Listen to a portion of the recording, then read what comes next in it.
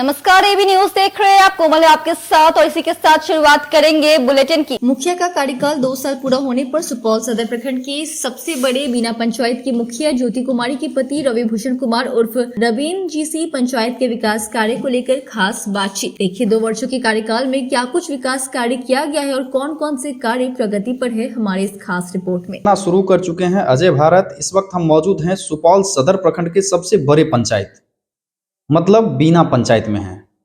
2 साल का जो है नवनियुक्त जो मुखिया थे उनका कार्यकाल पूरा हो चुका है। नया साल आने वाला है। इससे पहले आपको हम इस पंचायत की भौगोलिक स्थिति जो है उसके बारे में कुछ बताएंगे।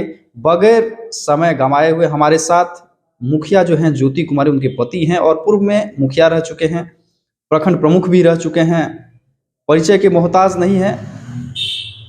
रविंद्र जी हैं हमारे साथ। सीधे जानने की कोशिश करते हैं कि आखिर 2 साल का समय जो बीता है क्या कुछ विकास इस पंचायत में हुआ है। क्योंकि मूलभूत समस्याएं जो होती है वो सड़क है, पुल पुलिया निर्माण या आम लोगों से जो जुड़ी हुई समस्या है, जैसे उप स्वास्थ्य केंद्र यहाँ पहले से जीर्ण अवस्था में था, कोई डॉक्टर नहीं बैठते थे। जिला मुख्यालय से 10 किलोमीटर के दूरी पे इस पंचायत जो है ये पंचायत अवस्थित है। बावजूद यहाँ जो है जो समस्याएं थी वो बरकरार था। हम लोगों ने भी चुनाव के समय में कवर किया था। जल जमाव इस पंचायत का मुख्य समस्या था। कई ऐसे समस्या हैं, सीधे रूबरू होते हैं, जानने की कोशिश करते हैं कि आखिर किन किन समस्याओं का अभी तक निदान हो पाया है और क्या कुछ समस्याएं जो है वो निदान होने का प्रयास किया जा रहा है। सीधे रविंद्र जी से बात करते हैं। रविंद्र जी बताइए क्या क्या काम जो है इन 2 वर्षों में हुआ है। सबसे पहले तो आप पंचायत बीना में पधारे हैं, इसके लिए आपका हार्दिक स्वागत है। और जहाँ तक 2 वर्ष में डेवलपमेंट विकास का सवाल है वो अनवरत युद्ध स्तर से हो रहा है। जैसे कि उदाहरण के तौर पे अगर आप पेंशन संबंधित, जैसे मुख्यमंत्री वृद्धजन पेंशन, विधवा पेंशन, विकलांग पेंशन, अभी तक में 625 आदमी को हम 2 साल में लाभ दिलवा चुके हैं। और 15वीं वित्त आयोग में से अगर आइएगा तो इस पंचायत का एक धरोहर है हम लोगों का हाई स्कूल फील्ड, जो कि 18 एकड़ में फैला हुआ है और बहुत बड़ा ग्राउंड है। और उस ग्राउंड पे दौड़ के इस पंचायत के साथ साथ अगल बगल के पंचायत के भी युवक लोग वहाँ दौड़ के प्रैक्टिस करते हैं, क्रिकेट का प्रैक्टिस करते हैं और बहुत फौज में और बिहार पुलिस में गए हैं। उस जमीन, फील्ड के ज़मीन को बहुत ही अतिक्रमणकारियों द्वारा अतिक्रमण कर लिया गया था, जिसका कि हम लोग इस कार्यकाल में अंचल से नापी करवा के, अमीन से नापी करवा के अतिक्रमण मुक्त करवाए और उस अतिक्रमण मुक्त करवाने के बाद उस चार दीवारी से घेर के उस फील्ड को सुरक्षित किए। अब दौड़ने लग हो गया है और वहाँ पे इस बार भी बहुत युवक निकले हैं आर्मी में और पुलिस में। और उसके बाद एक उप स्वास्थ्य केंद्र था मेरे पंचायत में, उसको कोई देखने वाला नहीं था और वो गंदगी से, मतलब गंदगी का अंबार लगा हुआ था। और इस 2 साल के अंदर में उस उप स्वास्थ्य केंद्र का जीर्णोद्धार कर अब वहाँ एक डॉक्टर साहब आते हैं प्रत्येक रोज़ और 2 ANM पोस्टेड है।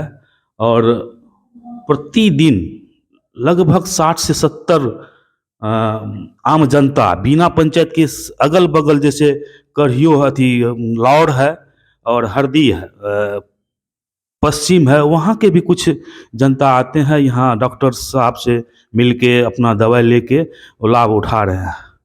उसके बाद जिस पंचायत भवन में अभी आप बैठे हुए हैं, ये चमगादड़ का गोदाम बना हुआ था। उस पंचायत भवन को जीर्णोद्धार कर नया सिरा से बना के अब बैठने लायक बनाए हैं और हमारे पंचायत के आम जनता यहाँ आते हैं, सुकून से बैठ के अपना समस्या प्रतिनिधि के पास, अपने कर्मी के पास रखते हैं और अपना समस्या का निपटारा पाके खुश हो रहे हैं।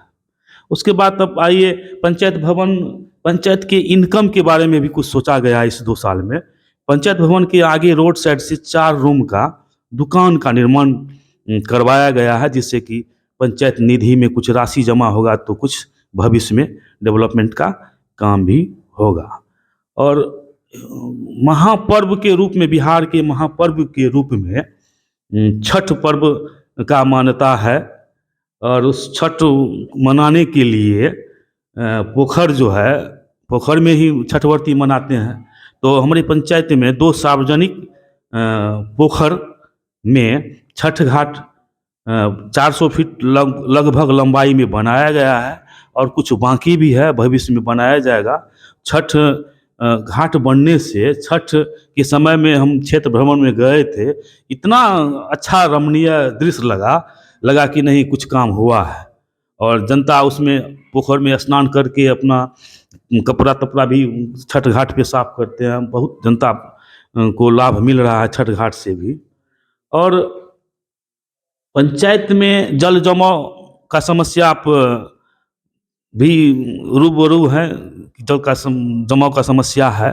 तो उसका ward number 8, ward number 7, ward number 6 के कुछ पार्ट में, जैसे अंदोली चौक है, वहाँ बजरंगबली का मंदिर था, वहाँ गंदा पानी हमेशा लगा हुआ रहता था, उसको कोई देखने वाला नहीं था। लेकिन उस नाला का जो है जल गिरने का जगह, उसको पट्टी धार है बगल में, उसमें गिरवा के उस समाधान वार्ड नंबर 8 और 7 का काफ़ी हद तक किया गया है। और बहुत जगह जैसे पुस्तकालय है बभनगमा में, वार्ड नंबर 12-13 में, वहाँ भी हम प्रयास किए हैं, लेकिन विभाग द्वारा एनओसी नहीं मिलने के कारण अभी वो काम रुका हुआ है। लेकिन हम प्रयास में है कि विभाग अगर पीडब्ल्यूडी के द्वारा हमको एनओसी मिल जाए तो हम वहाँ भी नाला बनवाएंगे भविष्य में, वो है हमारे थी में। उसके बाद आप जो है वार्ड नंबर 1 से 4 तक कुल 4 वार्ड में 40 वेपर लाइट का भी अधिष्ठापन किया गया है, कुल 40 लाइट का। और भविष्य आने वाले समय में आवंटन आने के उपरांत शेष वार्ड में भी वेपर लाइट लगाया जाएगा। उसके बाद आप आइए, कृषि योग लगभग 1500 एकड़ जमीन में जल जमाव के कारण फसल नहीं हो रहा था, धान नहीं होता था, पानी जमा रहने के कारण गेहूं नहीं होता था। तो उस चाँप को मटकुरिया चाँप बोला जाता है। सर्वप्रथम मनरेगा से वही काम किया गया, उस चैनल बनाया गया। और अब वर्षा के समय में जो पानी आता है तुरंत पानी निकल जाता है, वहाँ किसान बहुत ही खुशहाल है और फसल हो रहा है, अनाज उपजा हो रहा है। उसके बाद आप वार्ड नंबर 6 है, और उसके बाद वार्ड नंबर 7 दलित महादलित मोहल्ला है। पट्टी धार रहने के कारण, जल जमाव के कारण धार के उस पार या इस पार करने में जनता को बहुत तकलीफ होता था। चचरी बना के वो लोग अपना आगावन आना जाना करते थे, और कितनों बार चचरी से गिरने के बाद कितने आदमी का पैर का हड्डी टूट चुका था। और दलित महादलित टोला था, कोई देखने वाला नहीं था। सर्वप्रथम मेरा मनरेगा से वहाँ पुला का निर्माण कराया गया, वहाँ जनता अब आराम से अपना आवागमन करते हैं। वहीं बगल में आपको प्राथमिक विद्यालय राम टोला है, वहाँ भी पट्टीधार तरफ से स्कूल में कटनियाँ लग रहा था, कभी भी बिल्डिंग गिर सकता था। वहाँ सुरक्षा दीवार पट्टीधार में दिया गया है 15वीं वित्त आयोग से। उसके बाद प्राथमिक विद्यालय सहनवा टोला, जहाँ की किचन सेट सरकार द्वारा बना दिया गया था, लेकिन बच्चों को पढ़ाने के लिए क्लासरूम नहीं था। वहाँ 2 भवन का 15वीं वित्त आयोग से कमरा बनाया गया है। और हमारी जानकारी के मुताबिक सुपौल जिला में प्रथम वही प्राथमिक विद्यालय सहनवा में ही भूमि विहीन भवन विहीन विद्यालय में भवन बनाया गया था, जिसका फोटो डीएम साहब द्वारा मंगा के बिहार सरकार को भेजा गया था। इसी तरह WPU कचरा घर जिसको कहते हैं देहाती भाषा में, उसका निर्माण कराया गया है। और स्वच्छता कर्मी द्वारा प्रत्येक रोज घर घर से जाके कचरा लिया जा रहा है और कचरा को WPU भवन पे पहुंचाया जा रहा है। इससे गांव स्वच्छ और सुंदर नज़र आ रहा है। मुखिया जी, लगातार आपके विपक्षी जो हैं या जो आपको पसंद नहीं करते हैं, उन लोगों की का कहना ये रहता है कि बगैर प्रशासनिक या बगैर जो है एनओसी का निर्माण कार्य शुरू कर दिया जाता है। तो कहीं ना कहीं कहता है कि इसमें बड़ी अनियमितता होगी, इसलिए जो है विभाग से अनुमति नहीं लिया जाता और ऐसे ही निर्माण शुरू करा दिया जाता है। क्या कहेंगे ऐसे लोगों को, क्या मैसेज देना चाहेंगे? देखिए, समाज में किसी भी समाज में जाइएगा तो सब तरह का व्यक्ति है, कुछ समर्थक है, कुछ विरोधी भी है। और विरोधी कभी नहीं चाहते हैं कि इस मुखिया जी के रीजन में विकास का काम हो, तो वो तो काम को अवरुद्ध करना चाह रहे हैं। लेकिन जहाँ तक किसी विभाग से एनओसी का सवाल है, बिना एनओसी का एक भी काम नहीं किया जा रहा है। किया जहाँ नाला बन रहा है वहाँ एनओसी लेके किया जा रहा है। और 16 अगस्त 2022 को एनओसी जिस पॉइंट पे मिला था वहाँ नाला बनाया गया है। शेष आपको इससे पहले भी हम बोले थे, पुस्तकालय भवनगमा वार्ड नंबर 12 या 13 में पुस्तकालय से लेके चोटन झा घर तक का एनओसी विभाग से मांगा गया था, और एनओसी नहीं मिलने का कारण, जबकि यहाँ सुपौल के स्थानीय विभाग द्वारा बोला गया कि नाला बनाना बहुत ज़रूरी है, मुखिया जी आप बनाइए, कोई दिक्कत नहीं होगा। लेकिन मेरे द्वारा बोला गया कि नहीं, जब तक आप लिखित में एनओसी हमको नहीं दीजिएगा, इससे पहले हम बोले हैं तो नाला नहीं हम बनाए हैं वहाँ, वो प्रत्याशा में है, अगर एनओसी देगा तो वहाँ बनाएंगे। बिना जो भी कागजी मापदंड है, बिना पंचायत में, चाहे मनरेगा का योजना हो कि 15वीं का हो, सिस्टम का हो या कि जो हो, सब कोरम पूरा करके ही बनाया जाता है। और जेई साहब बराबर आते हैं, अपना चेक करते हैं क्वालिटी से भी कोई तरह का समझौता नहीं होता है। और विरोधी वैसे बोलता है, उसका काम है विरोध करना। कुछ समस्या अगर कोई गड़बड़ी होगा तो अपना जांच करवाए पदाधिकारी से, जांच पदाधिकारी करे, अगर गड़बड़ी है तो उसमें सुधार किया जाएगा। देखिए, 2 साल का कार्यकाल जो बीत रहा है वो लगातार ये विकास के पंचायत के विकास को लेकर प्रयासरत हैं और लगातार विकास कार्य किए भी जा रहे हैं, चाहे वो जल जमाव की समस्या हो या अन्य कई मुद्दे जिस पे खुल के इन्होंने बताया है। हालांकि विरोधियों का जो है विरोध भी जायज़ है, चूँकि इनका कहना है कि उनको विकास पसंद नहीं है, इसलिए वो लगातार इस तरह का विरोध जो है, कोई भी कार्य बगैर अनुमति लिए हुए नहीं किया जा रहा है। जो लीगल है, जो विभागीय जिस हिसाब से कराना चाहिए उस हिसाब से कराया जा रहा है। लेकिन विपक्षी की भी अपनी ये होती है कि चूंकि विरोध करना है तो करना है, उनको विकास से कोई मतलब नहीं रहता, इसलिए जो है विरोध करके काम को अवरुद्ध करने का प्रयास करते हैं। लेकिन भरसक इनका प्रयास रहता है पंचायत को सुसज्जित करने के लिए जो तमाम तरह की विभाग द्वारा जो है कवायद की जा रही है, उनको सरजमी पर उतारने का काम जो है ग्राम प्रधान का होता है और लगातार ये कर भी रहे हैं। जो जानकारी मिली है कि कुछ योजनाएं हैं जो संचालित अभी भी है, नाला का निर्माण जैसे चल रहा है, कुछ ऐसे भी जगह है जहां जो है अनुमति अभी नहीं मिला है, तो वहां काम अभी नहीं हो रहा है। लेकिन जैसे ही अनुमति मिलेगा तो वहां भी नाला निर्माण, जल जमाव की समस्या जो है उससे निजात दिलाया जाएगा। नया साल है, क्या कहेंगे पंचायत के लोगों को? नया साल के लिए सबको यही आशा करते हैं कि खुशहाली लावे और अपना पंचायत में और विकास हो और सब खुशी से रहे। और कुछ बिंदु हम कहना भूल गए थे कि हमारे बीना पंचायत को से रेलवे क्रॉस की है। रेलवे बीना पंचायत को 2 पार्ट में कर दिया है।